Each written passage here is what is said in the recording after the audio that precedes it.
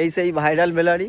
আর এই বেলারি থেকে নিচেটা আসলেই কিন্তু দেখতে পাবে এখানে জল কিন্তু আস্তে আস্তে উঠছে। এখন কিন্তু জল নেই। আপনারা যারা আসবেন আপনাদেরকে জানিয়ে রাখি, অমাবস্যা ও পূর্ণিমা কোটাল আসলেই তবেই কিন্তু জল ওঠে, নাহলে কিন্তু জল আসবে না।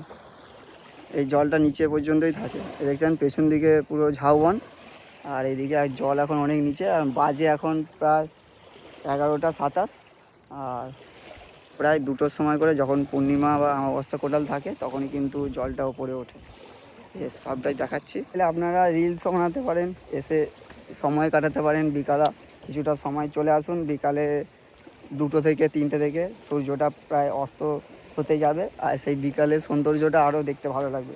এখন দুপুরের দিক থেকে না আসাটাই ভালো হবে, একটু বিকাল বিকাল করে আসুন, সেই সুন্দর মজাটা কিন্তু পেয়ে যাবেন। আর এখানে সামনে নৌকোও আছে, চাইলে আপনারা ফটোশ্যুটও করতে পারবেন। এই যে দেখতেই পাচ্ছ কত সুন্দর ভিউ আসছে।